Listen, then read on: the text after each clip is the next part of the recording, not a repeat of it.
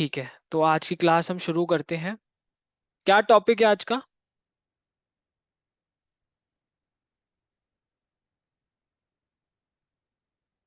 संतोष प्रभु, क्या टॉपिक है? Handling difficulties in life. मतलब परेशानी। मतलब जो परेशानी हार्ड जो लाइफ है, जो लाइफ में हार्ड डिफेक्ट जो प्रॉब्लम है उसका परेशानी। परेशानी है ना। हरिदेव प्रभु, आप ये फोटो देख रहे हैं सामने, आपको क्या समझ आ रहा है इन सब तस्वीरों से? ये सब से यह पता चल रहा है कि कितना तरह के परेशानी है लाइफ में। हाँ, जीवन में परेशानी है, बिल्कुल। आप देखिए, यहाँ पर एक व्यक्ति बैठा है। यहाँ से कोई मान लीजिए ऑफिस का व्यक्ति है, कोई आके हम्म, उसे कुछ काम दे रहा है, कोई कुछ, तो वो टेंशन में हाँ, है। तो वो अपने आप को शांत लेकर बैठा है ना। यहाँ हाँ, पर हमें क्या दिख रहा है? ये व्यक्ति स्ट्रेस में है ना। ये हम्म, व्यक्ति डिप्रेशन में है और ये व्यक्ति हम्म, आत्महत्या करने वाला है ना। हम्म। तो परेशानियां हम सबके जीवन में है। कोई ऐसा है क्लास, प्रभु जी। कोई है ऐसा क्लास में जो कह सकता है नहीं, मेरे जीवन में कोई परेशानी नहीं है, मैं बहुत खुश हूँ, मेरे को आज तक कोई परेशानी नहीं हुई है, ना कोई जीवन में तकलीफ आई है? कोई है ऐसा?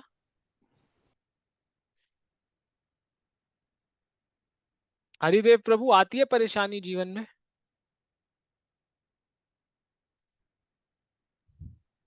आती है। जीवन में परेशानी तो आता जाता, वो तो एक आता इधर। है। तो आप कैसे लड़ते हैं उनसे? कोई परेशानी आती है तो आप कैसे उससे लड़ते हैं या सामना करते हैं, या सामना नहीं करते तो भाग जाते हैं, या क्या करते हैं? भाग के कहाँ जा सकते, परेशानी से कोई भाग सके आज तक? भाग नहीं सका, बिल्कुल। तो झेलने पड़ते नहीं, हैं। लोग लोग भागते हैं ना, लोग भागते हैं, लोग रोने लग जाते हैं, सिर्फ रोते हैं। आपने देखा होगा, बहुत लोग ऐसे हैं। कुछ लोग भागते भी हैं। संतोष प्रभु, हो सकता है आपके ऑफिस में कोई परेशानी आई हो, कभी आपको ऐसा आया हो, और मतलब ऐसी सिचुएशन आई हो, आपको लगा हो अरे यार बड़ा टेंशन है, बड़ा स्ट्रेस है, क्यों आया हुआ है? बिल्कुल रोज ऐसे ही होता है प्रभु जी। रोज रोज होता है। हरिदेव प्रभु को भी होता होगा। हरिदेव प्रभु अभी बता नहीं रहे हैं, होता होगा, परेशानियां तो आती होगी, है ना। तो भी और दीपक, परेशानी आता है, दीपक तो, लेकिन हाँ जी, हम तो बोलिए बोलिए। तस्वीर उसी को सौंप देते हैं अपनी परेशानी। वाह, बहुत बढ़िया, बहुत बढ़िया। आप सौंप देते हैं, लेकिन ऐसे बहुत लोग हैं जो नहीं कर पाते, है ना, वो समझ नहीं आता क्या करें।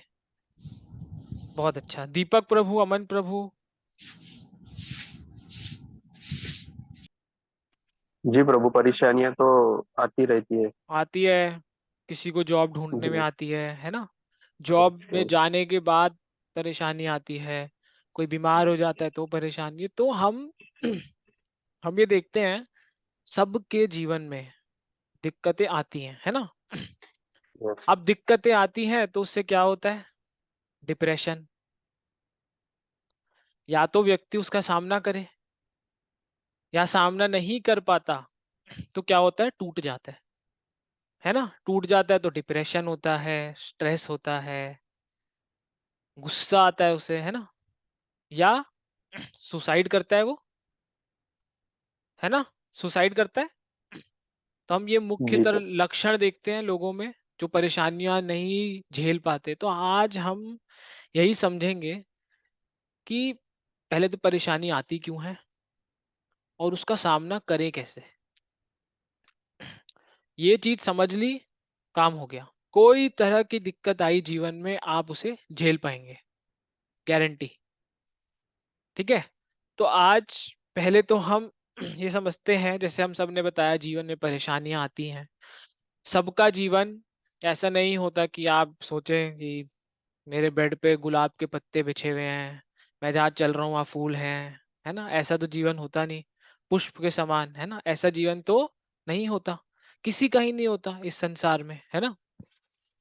और जो भी परेशानी आती है, आप समझ लीजिए वो हमें टेस्ट करने आती है, हमारी परीक्षा लेने आती है। हम कहते हैं ना बहुत बार, पता नहीं भगवान हमारी क्या परीक्षा ले रहा है, कहते हैं ना, भगवान हमारी, मतलब हम कई बार समझ नहीं पाते ये चीज मेरे साथ क्यों हुई, है ना। तो हम पूछते हैं, अरे भगवान, मतलब भगवान को मन ही मन बोलते हैं, भगवान ये कैसी परीक्षा ले रहे हैं, ये कैसी परीक्षा ले रहे हैं, पता नहीं, हमें डाउट होता है ना। तो ऐसा कहते हैं कि जो बुरा समय होता है व्यक्ति का, वो उसकी परीक्षा का समय होता है। अच्छे समय में तो सब जी जाएंगे जीवन, असली टेस्ट कब होता है, जब व्यक्ति अपने बुरे समय में होता है ना। जैसे मैंने बताया, बहुत लोग होते हैं जो अपनी परेशानियों से भागते हैं। वो कैसे भागेंगे? मान लीजिए उन्हें जॉब में कोई परेशानी है, वो जॉब छोड़ देंगे। किसी से रिलेशनशिप बनाने में परेशानी है, मान लीजिए कोई, ऐसा नहीं है कोई उसकी पत्नी हो या कोई आपका घर का कोई व्यक्ति हो, पिता हो, माता हो, उनसे संबंध अच्छे नहीं हो, नहीं बनाते संबंध, और क्या करते हैं, बात नहीं करते, रिश्ते तोड़ देते हैं आजकल, है ना। या कुछ लोग होता है वो मान लीजिए मैं दिल्ली में रहता हूँ, तो मुझे यहाँ प्रॉब्लम कुछ हो रही है, तो मैं उसका समाधान ना निकाल के मैं दिल्ली छोड़ दूं, भाग जाऊं। बहुत कम लोग होते हैं जो फेस करते हैं प्रॉब्लम, है ना।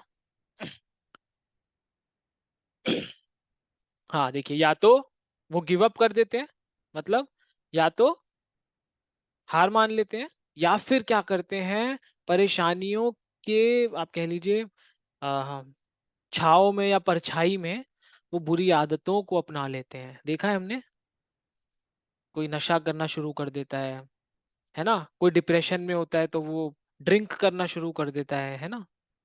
आपने देखा होगा, मानते हैं इस चीज को? जी प्रभु जी। हो सकता है बुरी संगत में पड़ जाएं। तो बहुत देखा है हमने, है ना, कि लोग या तो भाग जाते हैं या गिर जाते हैं टेम्पटेशंस में। मतलब टेम्पटेशंस मतलब कि ऐसी चीज, जो आप, बुरी चीज या बुरी आदत जो आपको अपनी तरफ खींच रही है, और क्योंकि उस वक्त आपका मानसिक संतुलन ठीक नहीं होता, आप अपने क्या कहते हैं आपा में नहीं होते, तो आप उन चीजों पे गिर जाते हैं, आपको सही गलत का उस वक्त एहसास नहीं होता, है ना। तो आप इन सब चीजों के शिकार हो जाते हैं, है ना। जैसे ड्रिंकिंग का शिकार, ये बहुत कॉमन है। आदमी को डिप्रेशन आएगा, बोतल ले आएगा, घर पे खोलेगा, ले 2 ग्लास विस्की, ले 2 ग्लास बियर, है ना। और वाइफ से झगड़ा हो जाए, बोतल लाएगा, ले 2 ग्लास विस्की, ले 2 ग्लास बियर, है ना। क्यों? उनसे पूछो कि इससे क्या मिलता है तुम्हें, तो क्या बोलते हैं, हमारी ना, इससे क्या होता है, टेंशन हम भूल जाते हैं, स्ट्रेस खत्म हो जाता है। लेकिन कोई उनसे पूछे कितनी देर के लिए खत्म होता है? जब तक इसका नशा है। तुम रात को सो, सुबह उठो, नशा खत्म, तो क्या वो टेंशन खत्म हो जाती है, या टेंशन रहती है? रहती है। रहती है ना, खत्म तो नहीं होती। तो क्या है, ये टेम्पररी इलाज है, परमानेंट इलाज तो नहीं है ना। मतलब नहीं। हमें कोई परेशानी आएगी, हम इस बोतल का सहारा ले लेंगे, अपना शरीर भी खराब करेंगे और रिश्ते तो खराब करेंगे ही, है ना। तो हम थोड़ा इतिहास में चलते हैं, क्योंकि लोगों को कई बार लगता है कि हमारे साथ ही होता है ये जो भी कुछ होता है गलत चलत। तो हम इतिहास में चलते हैं थोड़ा, है ना, शास्त्रों में चलते हैं, और आपको ऐसे ऐसे एग्जाम्पल देते हैं कि आपकी और हमारी प्रॉब्लम तो क्या है, ये भी नहीं है छोटा सा, ये भी नहीं है। अभी मैं जिनके बारे में बात करूंगा, आप उनकी प्रॉब्लम को जस्ट अपने ऊपर लेकर देखिएगा और सोचिएगा कि उस टाइम पे आप क्या करते। ठीक है, तो सबसे पहले हम बात करते हैं प्रहलाद महाराज। कौन जानता है इनको? किसने सुना है इनके बारे में? हरिदेव प्रभु ने सुना है, बताइए हरिदेव प्रभु, क्या सुना है आपने इनके बारे में?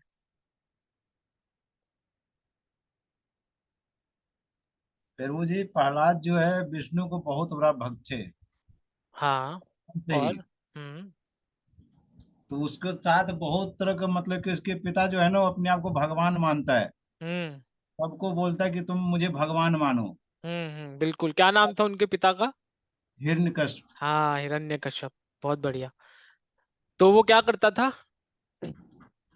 वो कहता था सबको, जो मुझे भगवान मान, मैं ही धरती का भगवान हूँ। हाँ, धरती का भगवान हूँ। हाँ। तो सब तो भगवान मानते थे, लेकिन इसी का औलाद खुद ही हाँ प्रहलाद जी नहीं मानते थे इसको, पिता को हाँ। भगवान। तो वो कहते थे भगवान एक ही है, वो है सर्वव्यापी। नारायण, हाँ जी। है ना। हाँ जी। वो तो उसके बाप ने क्या किया अपने पुत्र के साथ? बहुत तरह का याचना दिया। एक बार तो उसको जहर पिलाया। हाँ विष जो इसको बोलते हैं। हाँ, विष, बिल्कुल। हाँ, विष पिलाया, इसके बाद वो पहाड़ों पे से फेंकवाया। पहाड़ों पे से बिकवाया, और इसके बाद नदी के अंदर में समुद्र में फेंकवा दिया। समुद्र में फिकवा दिया, और और समुद्र में फेंकवाने के बाद भी बच गया, तब जाके उन्होंने खुद ही मतलब कि वो जिसका शस्त्र गुरु, उठाए।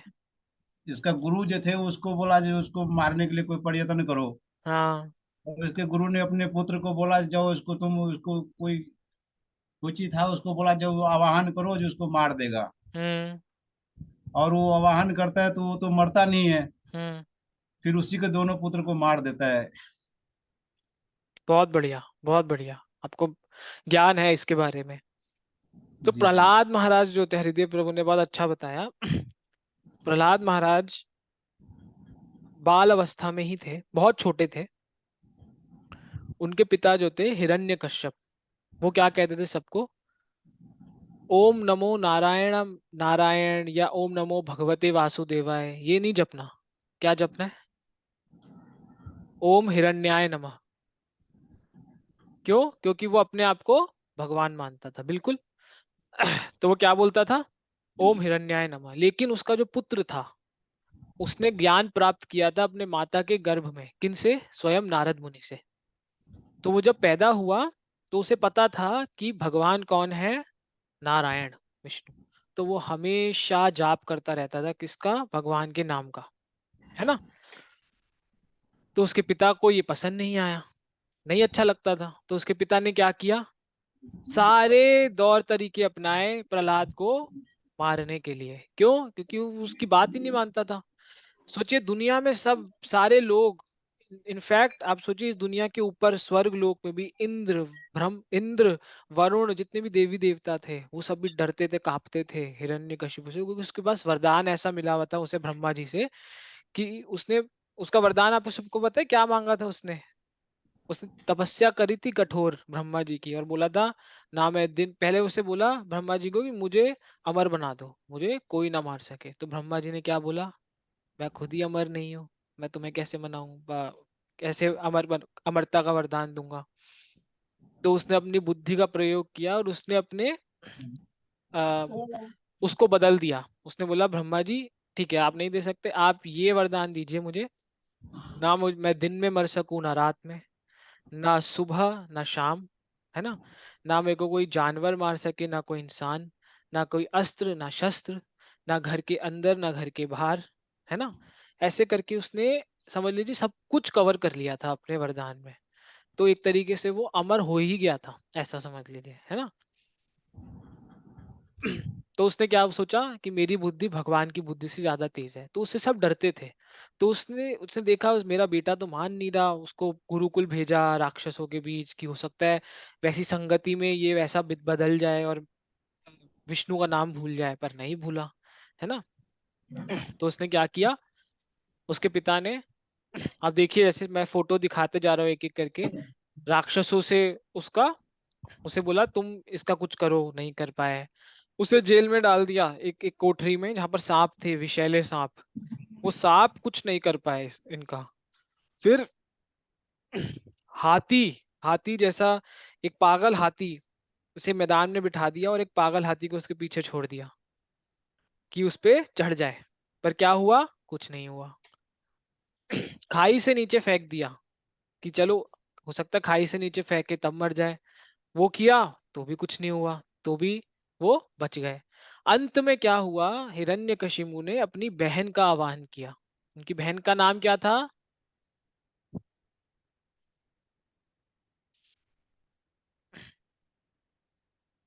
हरे कृष्णा। उन हिरण्यकशिपु की बहन का नाम क्या था?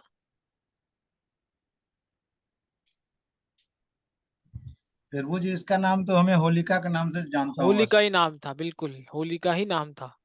और उनके पास एक ऐसी शक्ति थी, ऐसा वस्त्र था, जो ओढ़ के वो बैठ जाए। अग्निदेव की कृपा थी उनके ऊपर, कि अगर वो एक कपड़ा था, वो ओढ़ के बैठ जाए तो आग उनका कुछ नहीं बिगाड़ सकती। तो उन्होंने क्या किया? प्रहलाद जी को गोदी में लेके बैठ गई, कपड़ा ओढ़ के, कि मैं तो जलूंगी नहीं, प्रहलाद जी जल जाएंगे। लेकिन हुआ क्या? हवा का एक झोंका आया, वो कपड़ा उड़ के प्रहलाद जी के ऊपर चढ़ गया, और होलिका जल गई, प्रहलाद जी बच गए। तो आप देखिए, प्रहलाद महाराज का जीवन अगर हम देखें, विपत्तियां ही विपत्तियां थी। अब सोचिए, अब इस संसार में तो हमें दूसरे लोग दुख देते हैं, यहाँ पर तो उनके खुद के पिता उन्हें दुख दे रहे हैं, है ना, तकलीफ दे रहे हैं। तो इनके जीवन में दुख था, हम मानते हैं इस चीज को, परेशानियां थी, जी प्रभु जी। है ना। लेकिन बाल भी बांका नहीं हुआ। अब आगे चलते हैं। पांडव, पांडवों के जीवन में विपत्तियां थी, परेशानियां थी। कोई एग्जाम्पल दे सकेगा? अज्ञातवास मिला था उनको। अज्ञातवास मिला था उन्हें, और संदीप उनका सचदेव प्रभु, पंकज प्रभु। प्रभु जी इसको 12 वर्ष के वनवास मिला था, इसके बाद 1 साल का मतलब कि अज्ञातवास मिला था। जी, और क्या परेशानी आई थी उनके जीवन में? उनके जीवन में तो परेशानी बहुत आया था प्रभु, इतना तो मैं नहीं बोल जो रहा। कुछ भी जो कुछ भी उनका राज्य था, मतलब संपत्ति थी, वो उनको खोना पड़ा। अच्छा, ओके। हाँ, संपत्ति खो, राज्य खोना पड़ा। और पंकज प्रभु, हरे कृष्णा, उन, संदीप प्रभु, आप सुन उनकी सकते हैं। हाँ हाँ। उनके खुद, मतलब उनके पत्नी के ऊपर बहुत बड़ा अत्याचार हुआ, वो उनको सबके सामने सहन करना पड़ा। हाँ बिल्कुल, तीसरा आपने बताया। और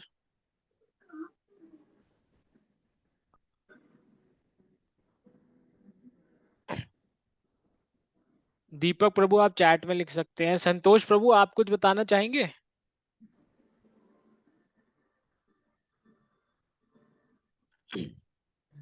पांडवों के जीवन में और कहाँ कष्ट देखा है हमने? बहुत सारा कष्ट है प्रभु जी। एग्जाम्पल दीजिए, एक आध हमें बताइए, दृश्य कहाँ आपने देखा है, या क्या देखा था आपने, कहीं पढ़ा था, क्या विपत्ति आई थी? जैसे उनका तो ये राजपाट छीनने के बाद में भी बहुत सारा है, जंगल में रहते थे झोपड़ी में। उसके हाँ बाद में द्रौपदी हरण हुआ। हाँ फिर उसमें भीम जी को बहुत कष्ट हुआ। हाँ हाँ, वचन भी लिए। हाँ कि उसका करना थी, जांग से खून के लघु से बाल धोवाएंगे। हाँ भीम जी का पर्व थी, वचन अथी लिए, वचन लिए। हाँ, उसके बाद युद्ध में भी बहुत सारा कठिनाइयां आ रही थी कि सब अपने लोग थे, उन लोग से युद्ध करना पड़ेगा। बिल्कुल, बहुत अच्छा। है। उसके बाद में फिर क्या था कि बहुत सारे ऐसा चीजें हैं प्रभु जी। बहुत बढ़िया। तो जैसे अगर मैं आपको बताऊं, तो पांडवों के जीवन में क्या विपत्तियां आई। तो जैसे आप सबने सही बताया, द्यूत सभा हुई, उसमें उनका अपमान हुआ, उनकी पत्नी के साथ वस्त्र हरण हुआ, है ना। और क्या हुआ, भीम जब बहुत छोटे थे, तो उनकी खीर में अ, दुर्योधन और शकुनी ने मिलकर क्या मिला दिया? जहर। पॉइजन। जहर मिला दिया था, है ना। याद हो अगर आपको कहानी सुनी हो तो। और उसे जहर खिलाकर उसे नदी में डाल दिया, फेंक दिया। और द्यूत क्रीड़ा में हमने सुना अभी क्या अत्याचार हुआ उनके साथ। अभिमन्यु, अर्जुन का पुत्र, युद्ध में मारा गया। लाक्षागृह, सोचिए, पांडवों को जिंदा जलाने की पूरी साजिश रची गई थी, है ना। उनको पूरा, जिस महल में इंद्रप्रस्थ उन्हें भेजा गया था, वहां उनके लिए लाक्षागृह बनाया गया था, उसे आग लगा दी गई थी, है ना। और जैसा आप सबने बताया, वनवास मिला, फिर अज्ञातवास मिला। कठिनाइयों से आप देखिए घिरे हुए थे, पैदा होते ही उनके पिता उन्हें छोड़ के चले गए, है ना। पांडु जिनका नाम था। तो आप देखिए, पांडवों का पूरा जीवन कठिनाइयों से भरा था। अब आप जस्ट ये सोचिए कि आप इस सब सिचुएशन में होते तो हम क्या करते। हो सकता है हम में से बहुत लोग जो है आत्महत्या ही कर लेते, है ना। या हो सकता है हम में से बहुत लोग भाग जाते, है ना। लेकिन पांडव जो थे, डटे रहे, है ना। डटे रहे अंत तक, और अपना राज्य वापस लिया उन्होंने, है ना। नारद मुनि, तीसरी कहानी नारद मुनि की। नारद मुनि हम सब जानते हैं, 12 महाजन में से एक महाजन है नारद मुनि। और नारद मुनि की महिमा हम सबको पता है, भगवान के परम भक्त है। नारद मुनि जब 5 साल के थे तो क्या हुआ था, तो वो क्या करते थे, जंगल में झोपड़ी में रहते थे अपनी माता के साथ। और उनकी माता जो थी वो पास ही में संत लोग रहते थे, उनकी सेवा करती थी। तो एक बार उनकी माँ जो थी वो जंगल में गई, तो उसको, उनकी माँ को एक सांप ने काट लिया, वो वहीं मृत्यु को प्राप्त हो गई। 5 साल का बालक जिसके आगे पीछे कोई ना हो, एक माता वो भी चली जाए, हम सब क्या करते हैं ऐसी सिचुएशन में, बताइए।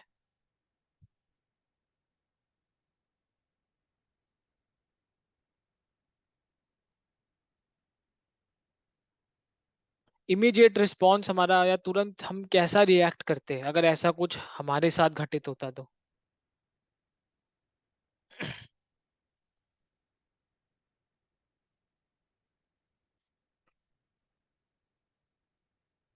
हरे कृष्णा, कोई बताएगा? ऐसा कोई इंसिडेंट अगर हम अपने ऊपर लेके देखें तो हम शायद झेल ना पाते, नहीं? लेकिन आप देखिए, नारद मुनि जो थे, उनका पहला रिस्पॉन्स, या पहला आप समझ लीजिए, जब ऐसा हादसा हुआ उनके जीवन से, उनकी माता चली गई, तो उन्होंने क्या कहा? उन्होंने कहा कि अब मुझे भगवान की भक्ति करने का समय मिल गया है, अब समय है कि मैं अपना पूरा जीवन भगवान को समर्पित कर दूं। अगर भगवान ने मुझसे कुछ छीना है तो उसमें भगवान की कोई मर्जी है। इसलिए उन्होंने क्या किया, भगवान का इसको आदेश कह लीजिए या भगवान की मर्जी कह लीजिए, मानते हुए उन्होंने अपना पूरा ध्यान भगवान में केंद्रित कर दिया, है ना? तो ये नारद मुनि की कहानी थी। तो हम देखें, अगर तीन हमने कहानियां सुनी, पांडव की और प्रहलाद महाराज की और नारद मुनि की, ऐसी और भी अनेक कहानियां हैं। आप रामायण में भी उठा के देखिए, राम जी के जीवन में कितनी परेशानियां थी। राज सिंहासन मिला और उनको तुरंत छोड़कर वनवास जाना पड़ा। वन में गए तो सीता जी का हरण हो गया, तो वो युद्ध करने के लिए लंका गए, उसमें भी कितनी कठिनाइयां हुई। तो शास्त्र भरे पड़े हैं, आप एग्जाम्पल खोल खोल के देखेंगे तो शास्त्र जो है भरे पड़े हैं विपत्तियों से। तो हमें ये चीज तो समझ आ गई कि हम में से किसी का भी जीवन ऐसे फ्लैट या बहुत अच्छा नहीं जा सकता, है ना? तो अब इसका क्या सॉल्यूशन है कि विपत्ति समझ गए आएंगी ही आएंगी, तो बाहर कैसे निकले इनसे? कुछ हल तो चाहिए ना, कैसे निकले बाहर, कैसे डील करें हम? कई लोग भगवान पे से विश्वास खत्म कर देते हैं ऐसी सिचुएशंस में, है ना? तो आप, हम सॉल्यूशंस की तरफ चलते हैं कि क्या सॉल्यूशंस हम अपनाएं। सबसे पहला सॉल्यूशन, भगवान गीता में क्या कहते हैं? ये जो जगत है ये क्या है? दुखालयम अशाश्वतम, मतलब फुल ऑफ मिजरी और प्रॉब्लम, मतलब ये जगह ही दुख की है। ये जगत जिस संसार में हम रहते हैं ये है ही दुख का। अब अगर हम इस संसार में सुख ढूंढेंगे तो हमसे बड़ा पागल कौन? क्यों? क्योंकि संसार का नेचर आप कह लीजिए क्या है, दुख देना। दुख ही मिलेगा, सुख नहीं मिल सकता। और हम सुख ढूंढने की कोशिश करेंगे तो हमसे बड़ा कोई पागल नहीं, है ना? दूसरा, ये संसार जो है क्या है, टेम्पररी है, सब खत्म होगा, सब क्षणिक है। तो अभी हम जितनी भी प्रॉब्लम्स हमने डिस्कस करी, डिप्रेशन, स्ट्रेस, है ना, जो भी क्रोध हमें आता है, इन सब का रिश्ता किससे है? हमारी शरीर से, आत्मा से नहीं। और हम कौन है? आत्मा, हम शरीर नहीं है। तो जो कुछ भी हमारे साथ घटित होता है या जीवन में आता है, टाइम के साथ सब खत्म हो जाएगा। कहते हैं ना, time is the best healer. Time के साथ सब खत्म हो जाएगा, क्षणिक है, इस जीवन में है। खाली हाथ आए थे हम, खाली हाथ जाएंगे। दूसरा, आगे क्या कहते हैं, डिफिकल्टी, जो परेशानियां हमें इस जीवन में मिलती हैं इस भौतिक जगत में, वो नेचुरल है, आएंगी। तो हमें क्या करना है? शास्त्रों की तरफ अपने आप को मोड़ना है। क्यों? क्यों मोड़ना है शास्त्रों की तरफ? क्यों हम मोटिवेशनल स्पीकर्स के पास जा सकते हैं? आज हम देखते हैं बहुत सारे मोटिवेशनल स्पीकर्स हैं जो बैठे हैं इन सब के ऊपर हमें ज्ञान देने के लिए, हमें है ना थोड़ा जोश देने के लिए। लेकिन आप देखेंगे सारे के सारे मोटिवेशनल स्पीकर, कोई भी आपको आपको सिर्फ मटेरियल ही कह सकते हैं आप, भौतिक सॉल्यूशंस दे सकते हैं जो कि टेम्पररी हैं।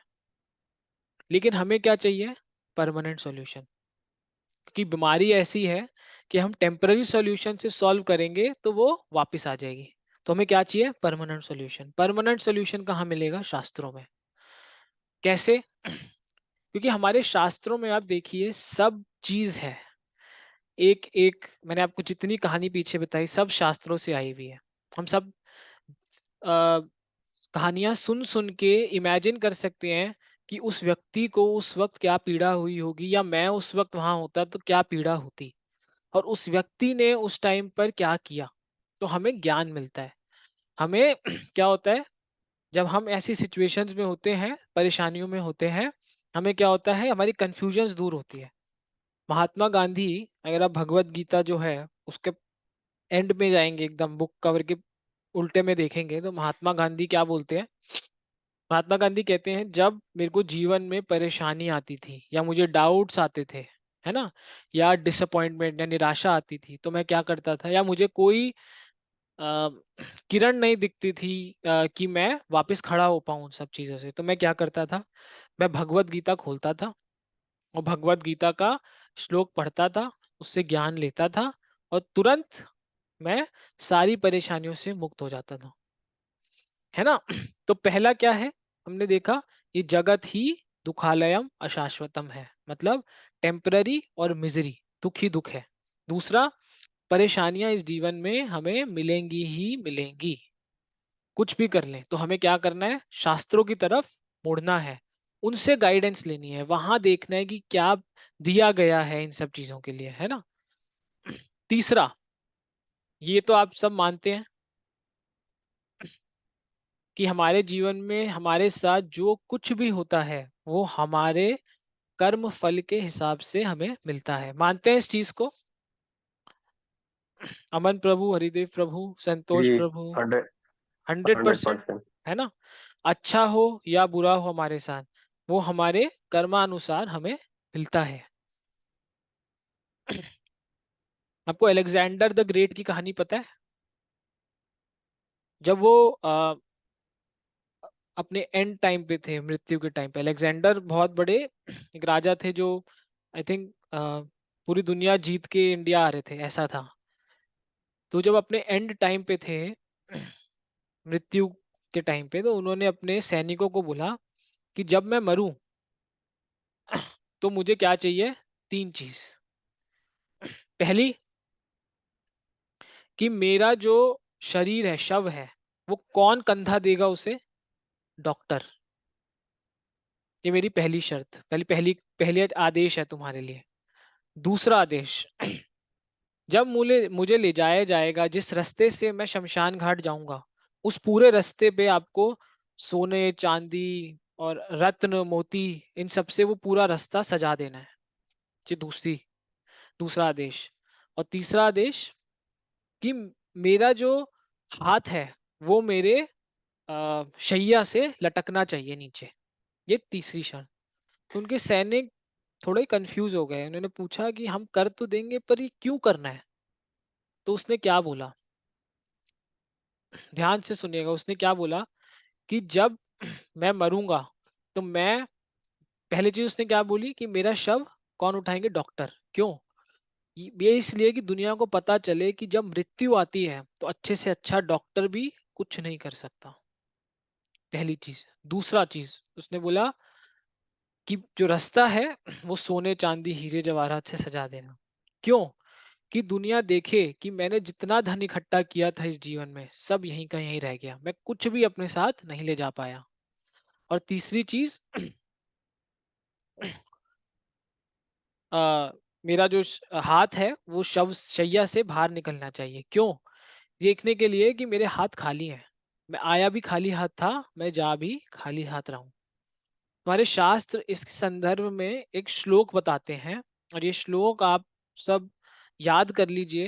ये बहुत ऐसा श्लोक है, कभी कभी मुझे भी अपने जीवन में कभी कठिनाइयां या कुछ आती है, कभी कुछ लगता है, तो मैं श्लोक को याद करता हूँ। ये श्लोक क्या है, बड़ा सुंदर है।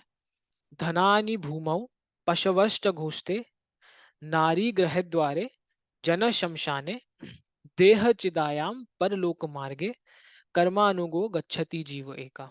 मतलब कि जब कोई व्यक्ति मरता है तो जितना भी धन उसने कमाया है वो कहाँ रह जाता है, बैंक अकाउंट में, है ना। मतलब भूमि पे ही रह जाता है। पशवश्च गोष्ठे, पशवश मतलब पशु, या आप कह लीजिए आपकी गाड़ी बाइक जितना भी हुए वो कहाँ रह जाता है, गैराज में। फिर भार्या गृह द्वारे, भार्या मतलब वाइफ, आपकी जो पत्नी है वो कहाँ तक साथ देगी आपका, घर के द्वार तक। क्यों, क्योंकि शमशान तक नहीं जाते। जन शमशाने, अन्य जो लोग हैं वो कहाँ तक आएंगे, शमशान तक आ जाएंगे। देह चिदायाम, आपका जो देह है, शरीर है, वो कहाँ तक आएगा, चिता तक, वो भी चिता तक आएगा, साथ देगा। देह चिदायाम परलोक मार्गे कर्मानुगो गच्छति जीव एका। मतलब आपके परलोक के मार्ग में, मतलब आपके मृत्यु के बाद सिर्फ और सिर्फ एक चीज है जो आपके साथ जाएगी, क्या है वो, आपके कर्म, जो आप ले जा पाओगे। इसलिए कहते हैं कर्म पे हमें बहुत ध्यान देना चाहिए कि हम कैसे कर्म कर रहे हैं। ऐसा कहते हैं ये जगत जो है फुल ऑफ डेंजर्स है, कदम कदम पे खतरा है। तो आपको एक एक कदम बड़ा संभल के रखना है, बड़ा संभल के, क्योंकि every action has an equal and opposite reaction, हमने पढ़ा है। जैसी करनी वैसी भरनी। अगला क्या है, अगला सॉल्यूशन, हमें अपना कर्म करते रहना है, ड्यूटी हमें अपनी नहीं छोड़नी। तो इसमें क्या कहते हैं कि डिवोटीज आर टफ, जो भक्त होते हैं भगवान के, जो मतलब बहुत टाइम से भक्ति कर रहे हैं, तो क्या होता है वो ये छोटी छोटी चीजों से, एक्सीडेंट या बीमारी या उनका कोई क्लोज रिलेटिव मर जाता है, तो उससे बहुत ज्यादा प्रभावित नहीं होते, बहुत ज्यादा प्रभावित नहीं होते। और किस पे उनका ध्यान रहता है कि हम अपनी ड्यूटीज भगवान के प्रति बहुत अच्छे से मतलब करें, बहुत अच्छे से भगवान की सेवा करें। वो इन चीजों से बहुत ज्यादा प्रभावित नहीं होते, क्योंकि भगवान भी कहते हैं कि सुख दुख जीवन में, गीता में दूसरे अध्याय में आता है कि बदलते मौसम की तरह है, आज गर्मी तो कल सर्दी, कल सर्दी तो आज गर्मी। तो हमें चाहिए कि हम इन चीजों से प्रभावित ना हो।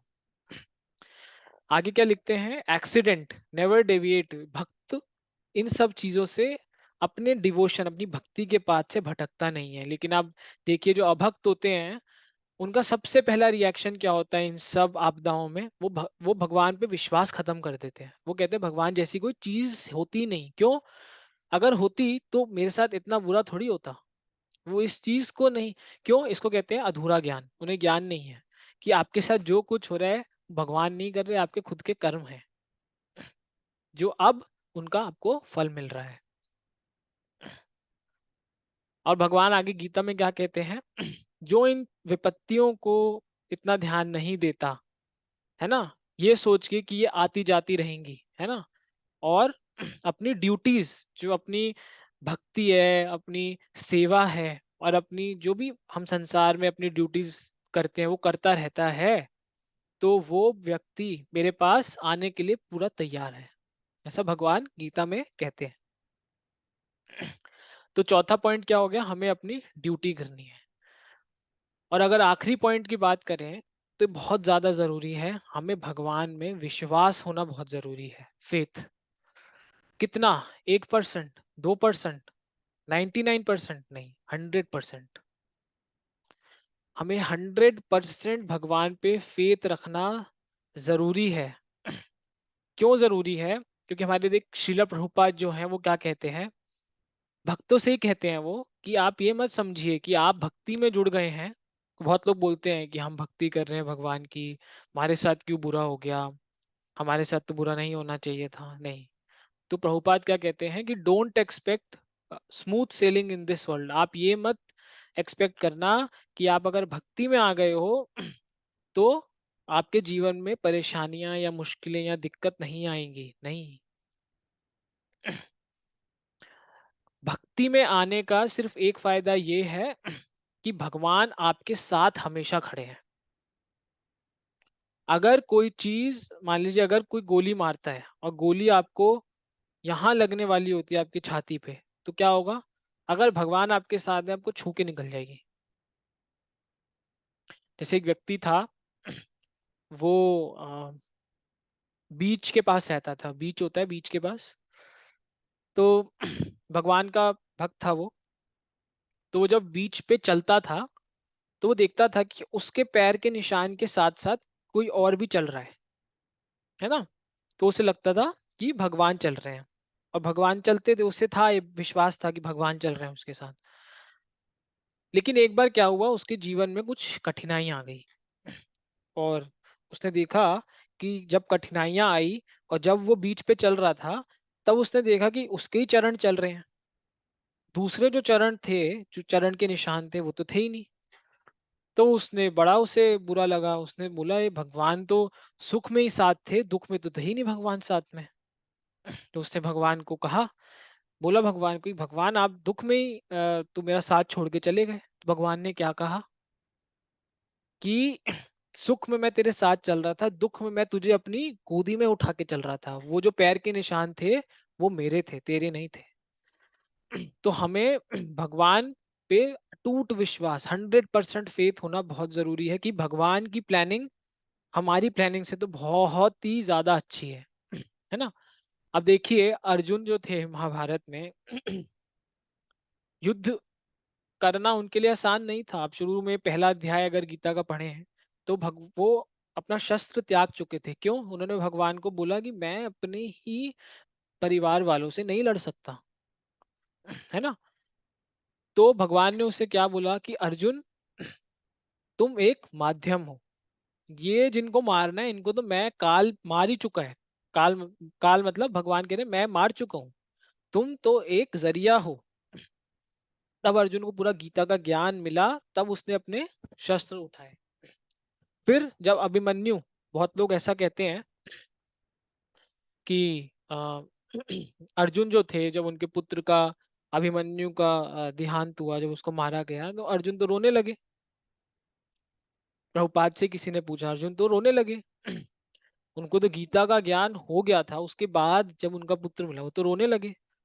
तो प्रभुपाद ने क्या बोला, बिल्कुल रोएंगे, हम सब मनुष्य हैं, बिल्कुल रोएंगे। अगर कोई सगा संबंधी चला जाएगा तो आएगा, इमोशन है, कोई छुपाने वाली चीज नहीं है। लेकिन उसके ही अगले मिनट अर्जुन ने क्या किया? क्या अर्जुन शस्त्र त्याग के छोड़ के चला गया? क्या भगवान को बोला उसने कि भगवान आपने ये गलत किया, मैं जा रहा हूँ युद्ध छोड़ के? भाग गया वो? नहीं, तुरंत खड़ा हुआ, अगले दिन शस्त्र उठाया और वापस युद्ध करने चला गया, अपनी ड्यूटी करने चला गया। तो हमें भगवान पे फेथ होना बहुत ज्यादा जरूरी है। अब ये कौन पढ़ेगा? ये बहुत अच्छा पैराग्राफ है, आप इस पैराग्राफ को याद कर सकते हैं, अपने जीवन में कहीं लिख सकते हैं और अपने कमरे में चिपका सकते हैं दीवार पे, जो आप इसको रोज पढ़ें, है ना। कौन पढ़ेगा ये? मैं पढ़ता हूँ। हाँ बिल्कुल पढ़िए। स्टार्टिंग से टाइम्स ऑफ डिफिकल्टीज से। हाँ हाँ। Times of difficulties must especially become time of faith. Faith means to place our trust in something sublime. It means that even though Krishna is not always showing us the solution to the obstacles we will encounter on our way to the goal at every instance, we follow him anyways. It means following him even when he is not revealing himself to us through chanting and having darshan of uh, deity. diet, ठीक है, तो sin. इस, एक minute इसको समझा देता हूँ मैं क्या बोला इसमें। कि मैंने आपको शुरू में बताया था कि जब डिफिकल्टीज आती है हमारे जीवन में तो हमारा टेस्टिंग टाइम होता है वो, है ना। तो इसमें क्या बोला है, जब हमारे जीवन में परेशानी आती है तो वो मौका होता है अपने फेथ को बढ़ाने का। जैसे कुंती महारानी क्या बोलती थी भगवान को कि मुझे विपत्तियां दो, मेरे जीवन में और दुख दो, जिससे मेरी श्रद्धा, मेरी भक्ति आपके प्रति और बढ़े, मैं आपको और याद कर सकूं। फेथ का मतलब क्या होता है कि हम किसी में अपना विश्वास इतना छोड़ दें, इतना छोड़ दें, है ना, कहते हैं ना आंख बंद करके भी मुझे विश्वास है।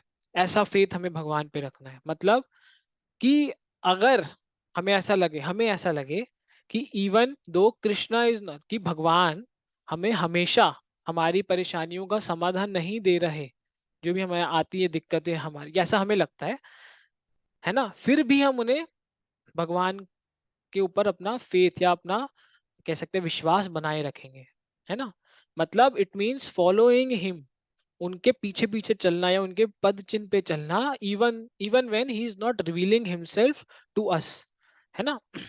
तो मतलब हमें भगवान के अपना विश्वास बना के रखना है, चाहे भगवान हमारी प्रार्थनाओं का, हमारी प्रॉब्लम का आंसर नहीं दे रहे हैं। इसको बोलते हैं फेथ। ये होता है फेथ, है ना। अब देखिए द्रौपदी का जब चीरहरण हो रहा था, शुरू में द्रौपदी ने अपने तरफ से सारी कोशिश करी कि ना हो, बहुत रोका मारा, बचाने की कोशिश करी, लेकिन जब हार गई तो द्रौपदी ने 100% सरेंडर कर दिया। किसको? भगवान को। हाथ ऊपर करके गोविंद गोविंद पुकारा, तो भगवान ने तुरंत क्या दिया? साड़ी। ऐसी साड़ी जो कभी खत्म नहीं होती, भगवान ने रक्षा करी, है ना।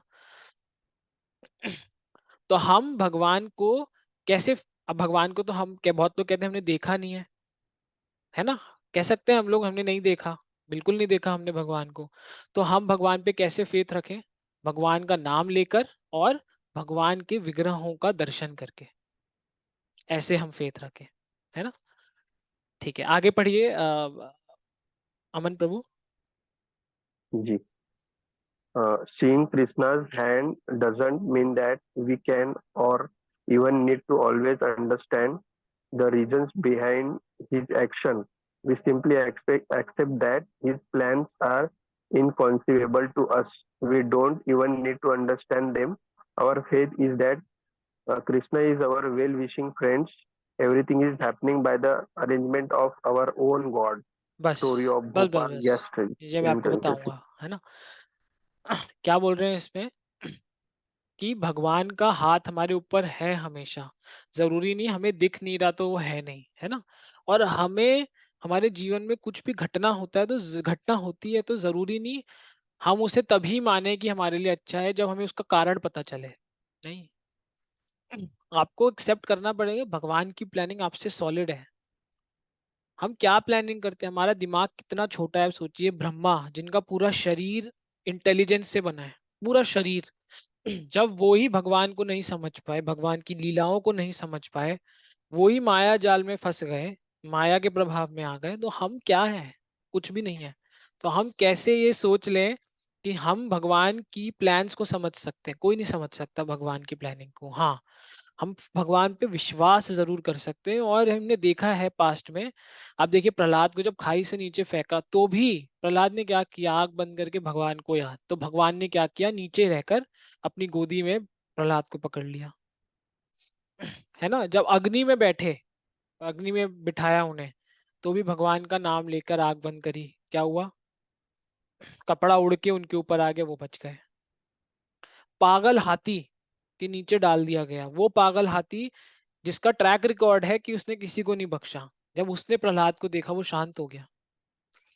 जहरीले सांप के साथ जेल में बंद कर दिया, बाल भी बाका नहीं कर पाए प्रहलाद का। आप सोचिए, भगवान मतलब, कहते हैं ना कहाँ है भगवान? हर जगह है भगवान, लेकिन हमें प्रार्थना करनी पड़ेगी। हम सोचेंगे कि बिना प्रार्थना करे, तो ऐसा कहते हैं हम प्रार्थना करेंगे, प्रार्थना ऊपर जाएगी तो ऊपर से क्या नीचे आएगी? ब्लेसिंग्स, आशीर्वाद। हमें प्रार्थना जरूर करनी पड़ेगी, हमें उन्हें याद जरूर करना पड़ेगा। द्रौपदी ने भी जब याद किया तब भगवान आए, जब द्रौपदी ने पूरा सरेंडर कर दिया तब आए भगवान, है ना। तो हमें भगवान पे विश्वास करना है, भगवान को याद करना है, भूलना नहीं है।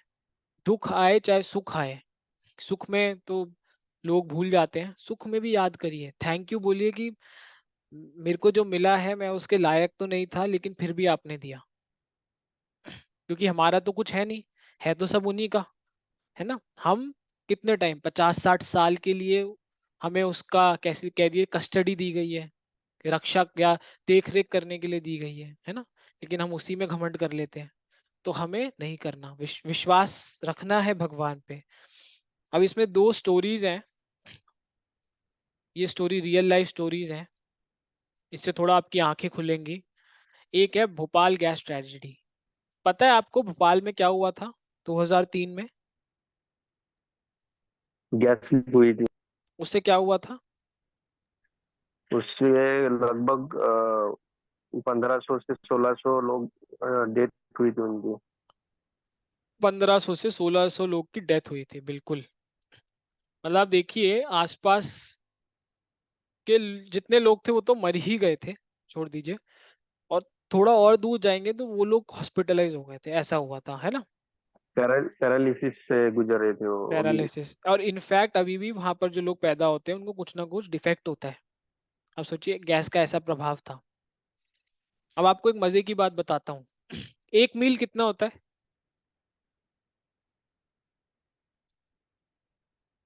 एक मील कितना होता है? आई थिंक 12 किलोमीटर होता है क्या?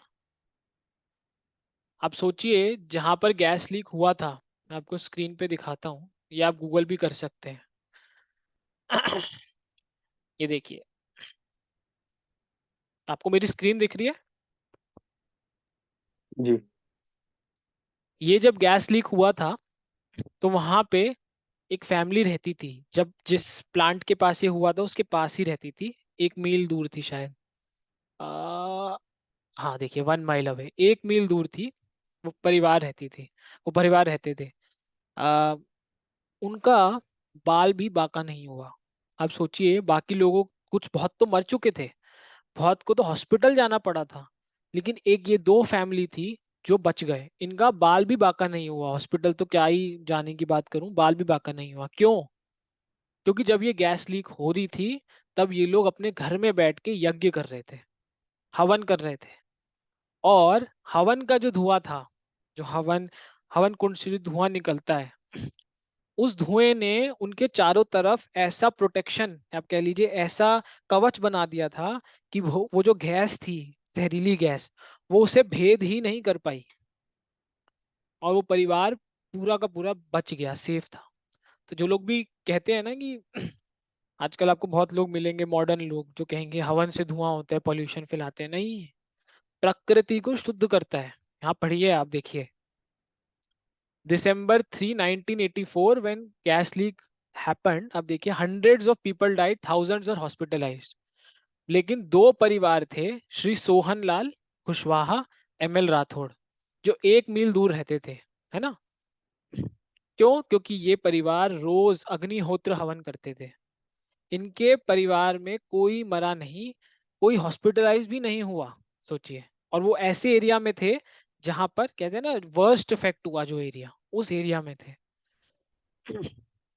फिर ऑब्जर्वेशन से क्या पता चलता है कि जो हवन से धुआं निकला, उसने क्या किया, एंटीडोट, मतलब उसने वो कवच की तरह काम किया, है ना। ये कहानी। और दूसरी कहानी कौन सी, 26/11, मुंबई में हमला हुआ था ताज होटल पे। आई थिंक कब हुआ था ये, नवंबर 2007 में ना, 6, 7, 2008। 8 में हुआ था, है ना। देखिए एक भक्त थे जिनका नाम था नीलेश घोसलकर, है ना, महाराष्ट्र पुलिस में कांस्टेबल थे। तो जब टेररिस्ट अटैक हुआ उस रात को इनको ड्यूटी असाइन हुई क्या, कि चल जाना है इनको, और आतंकवादी एक फर्स्ट फ्लोर पे होटल में ही एक आतंकवादी है, उसे खत्म कर रहा है। तो इनके बारे में अगर मैं बैकग्राउंड दूं, नीलेश, इनके बारे में, ये जो हैं नरसिंह कवच रोज सुना करते थे, नरसिंह देव के भक्त थे। इनके मोबाइल में नरसिंह कवच हमेशा बजता था, और अ, अपने साथ फोटो लेके चलते थे नरसिंह देव की, उनकी कीर्तन सुनते थे, है ना। तो जब उनको ड्यूटी के लिए बुलावा आया उस रात को, तो उन्होंने नरसिंह कवच चला दिया, और उन्होंने ऐसा महसूस किया कि नरसिंह देव उनके साथ है। तो जब वो होटल पहुंचे, ताज होटल, तो उन्हें क्या बोला गया कि फर्स्ट फ्लोर पे एक टेररिस्ट है, आतंकवादी है, उसे खत्म करना है। तो जो आतंकवादी था, तो आपने पिक्चरों में देखा होगा सीढ़ियां होती है, तो आतंकवादी ऊपर था और ये लोग नीचे थे, है ना। तो आतंकवादी क्या कर रहा था, उसने धुआं क्रिएट कर दिया था चारों तरफ, जिससे उसे कोई देख ना पाए, है ना। देखिए, तो इनके साथ दो दो ऑफिसर और इनके सोल्जर और थे आजू बाजू में। 20 फीट खिड़की से 20 फीट की दूरी पे उनके ऊपर एक हमला हुआ, ग्रेनेड से ब्लास्ट हुआ और फिर फायरिंग होने लगी। ठीक है। तो इन्होंने क्या बोला, मैं ग्रेनेड से तो बच गया, लेकिन वो इतना तेज इम्पैक्ट था कि मुझे पता ही नहीं चल रहा था मैं किस दिशा में गिरा हूं, है ना। काला धुआं थिक उसने मेरे सामने आ गया, मुझे कुछ भी नहीं दिख रहा था, है ना। जब धुआं हटा तो मैंने देखा मेरे साथ जो दो सिपाही थे वो मर चुके हैं, वो जमीन पे मरे हुए थे, लेकिन मेरे को कुछ भी नहीं हुआ। उन्होंने देखा कि उनके सामने क्या खड़ा है, पिलर, एक खंबा खड़ा है, किसके बीच, बुलेट के बीच में और उनके बीच में, है ना। तो उन्हें, और उन्होंने देखा कि पिलर खंबा खड़ा है तो वो ना आगे जा सकते हैं ना हिल सकते हैं। उनके जो दोस्त थे वो मर चुके हैं। उन्होंने लंबी लंबी सांसें ली और फिर अपने मोबाइल में नरसिंह कवच चलाया, है ना। और जैसे ही उनके कानों में नरसिंह देव का कवच बजा, उनको अपनी वापस अपने सेंस में आए, कॉन्शियसनेस में आए, और उन्होंने सिचुएशन को वापस देखा और फिर अटैक वटैक करा। शूटर जो थे उन्हें उन्हें मारा, है ना। रॉकेट लॉन्चर से हमला हुआ उन पे, बट फिर वो किसी तरह बच गए। उन्होंने क्या बोला, I prayed to Lord Narsingh Dev, he is always with me. वो हमेशा मेरे साथ होते हैं। जैसे वो प्रहलाद की कहानी में खंबा तोड़ के निकले थे अपने अपने भक्त को बचाने के लिए, वैसे ही नरसिंह देव एक खंबे के रूप में मेरे सामने आए मेरी रक्षा करने के लिए। तो इसे क्या कहते हैं, अ, अदृश्य हाथ भगवान का, है ना। कि भगवान का आशीर्वाद हमारे साथ हमेशा है। हमें क्या करना है, भगवान पे विश्वास रखना है ना। तो एंड में चॉइस हमारी है, क्योंकि हर व्यक्ति के पास चॉइस होती है। या तो इस सिचुएशन में, डिफिकल्ट सिचुएशन में वो रोए, वो डिप्रेशन में जाए, गुस्सा करे, स्ट्रेस ले, या वो भगवान को सब सौंप दे और भगवान को पूर्णतः समर्पित हो जाए, भगवान देखेंगे जो होगा, और भगवान का भजन करे। हरे कृष्णा कृष्णा कृष्णा हरे हरे, हरे राम राम राम हरे हरे। श्रीला प्रभुपाद की जय। तो आप लोगों का कोई प्रश्न हो आज की क्लास से, कुछ पूछना चाहें, आपको कुछ समझ आया, कोई पॉइंट शेयर करना चाहें?